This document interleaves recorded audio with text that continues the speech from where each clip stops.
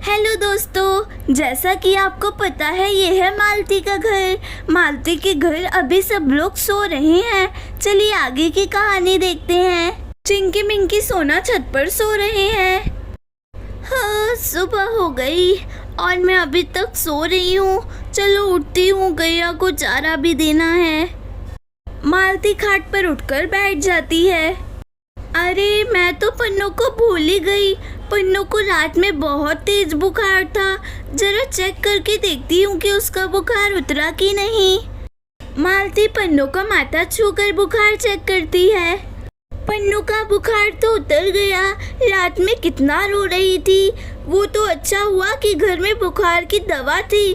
पन्नू को दवा खिलाकर अपने पास सुलाया, तब जाकर सोई। पन्नू को सोने देती हूँ। मैं चलकर पहले झाड़ू लगा लूँ, फिर गया के लिए चारा भी लेने जाना है। मालती झाड़ू लेकर झाड़ू लगाने लगती है। मिट्टी के घर में तो धूल मिट्टी हो ही जाती है, चाहे रोज झाड़ू लगाओ। बच्चों वाले घर में तो साफ सफाई रह ही नहीं सकती। मालती झाड़ू लगा लेती है। मालती कुएं के पास जाकर एक बाल्टी कुएं में से पानी निकालती है।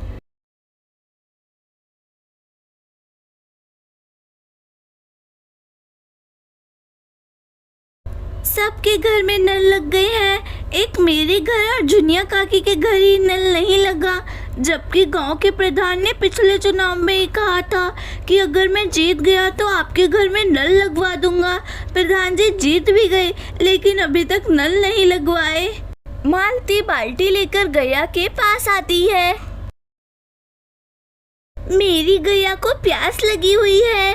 गौ माता आप पानी पियो, मैं तब तक आपके लिए घास ले आती हूँ। मालती गाय को पानी देकर खेत की ओर चल देती है। रास्ते में जाते हुए मालती को दुलारी मिल जाती है। अरे मालती, अच्छा हुआ तुम यहीं मिल गई। मैं तुम्हारे घर ही आ रही थी। क्या हुआ दुलारी, इतनी सुबह सुबह घर में सब ठीक तो है ना? हाँ मालती, सब ठीक है। फिर हुआ क्या? अरे मालती तुम घबराओ मत, घर में सब ठीक है। छोटू के पापा आज दिल्ली जा रहे हैं। मैं उनके लिए खाना बना रही थी कि देखा नमक खत्म है। गांव की सब दुकानें अभी बंद हैं, सोचा तुमसे ले लूं। दुलारी तुम्हारी पुरानी आदत नहीं जाएगी। बात को घुमा फिरा कर मत बोला करो, सीधा बोल देते नमक लेने आई हो। मैं तो डर ही गई, पता नहीं क्या हुआ सुबह सुबह जो दुलारी आई है। अच्छा, अब से ऐसा नहीं करूँगी। अब चलो नमक दो। पहले तुम मेरे साथ खेत में चलो, वहाँ से 2 मिनट में वापस आकर मैं तुम्हें नमक दे देती हूँ। मेरी गैया को भूख लगी है, उसके लिए चारा लेने जा रही हूँ। अच्छा ठीक है, चलो। दोनों खेत की तरफ चल देते हैं और खेत में पहुँच जाते हैं। दुलारी, ये घास का गट्ठर मेरे सिर पर रख दो और घर चलो। दुलारी घास का गट्ठर उठाकर मालती के सर पे रख देती है। मैं रोज शाम को घास काटने आती हूँ। कल अंधेरा हो गया था तो घास का गट्ठर यहीं छोड़कर घर चली गई। अच्छा ठीक है, घर जल्दी चलो, तुम्हारी गैया भी भूखी है और मुझे नमक भी चाहिए। दोनों घर की ओर चल देते हैं और थोड़ी ही देर में घर पहुँच जाते हैं। मालती गैया के पास घास का गट्ठर रख देती है और बोलती है, दुलारी चलो रसोई में, मैं तुम्हें नमक दे देती हूँ। दुलारी रमेश के पापा को देखते ही घूंघट कर लेती है। दोनों रसोई में आ जाते हैं और रसोई में आकर घूंघट हटा लेती है। मालती नमक के डिब्बे में से नमक निकालकर दुलारी को देती है। ये लो नमक। दुलारी नमक ले लेती है।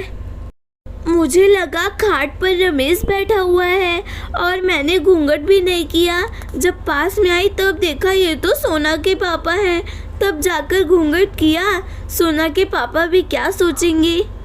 यही सोचेंगे दुलारी बड़ी हो गई है। मालती तुम भी मजाक करती हो। अच्छा अब मैं चलती हूँ। दुलारी रसोई में से घूंघट करके आंगन से होती हुई अपने घर की ओर चल देती है। ये कौन थी जिनका मुंह ही नहीं दिखाई दे रहा था? ऐसा लग रहा था जैसे कोई भूत। अरे पन्नो, तुम भी सुबह सुबह क्या क्या सवाल करने लगती हो? बताओ ना मामा। वो दुलारी है, वो मेरे सामने घूंघट करती है क्योंकि मैं उसके पति से उम्र में बड़ा हूँ, इसलिए। मामा, एज में बड़े होने से घूंघट करना पड़ता है क्या? हाँ पन्नो। फिर मामा, मामी आपके सामने घूंघट क्यों नहीं करती? आप भी तो मामी से बड़े हो। पन्नो की ये बात सुन पन्नो के मामा जोर जोर से हंसते हैं। पन्नो के मामा की हंसी सुन मालती रसोई से आती है। क्या हुआ? क्यों सुबह सुबह इतनी जोर जोर से हंस रही हो? पन्नो कह रही है मालती मामी मेरे सामने घूंघट क्यों नहीं करती, इसी बात पर हंसी आ रही है। हे भगवान, आजकल के बच्चे भी ना क्या क्या दिमाग लगाते हैं। पन्नो, तुम अभी बहुत छोटी हो, ये सब बात बड़े होकर कुछ समझ में आ जाएगी। अब तुम बिस्तर से उठो और जाओ छींची करके आओ, मैं तब तक चाय बनाती हूँ। पन्नो खाट पर से उठकर बाथरूम की ओर चल देती है। मामा मामी मुझे बच्चा ही समझते हैं, जबकि मैं इतनी बड़ी हो गई। पन्नो छींची करने के लिए बैठ जाती है।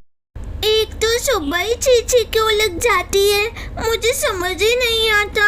सुबह इतनी अच्छी नींद आती है और लेकिन तभी छींची आ जाती है, फिर नींद खुल जाती है, फिर छींची करने आओ, छींची कर लो, हाथ धो, हाथ से छींची धोने का मन भी नहीं करता, हाथ में छींची लग जाती है।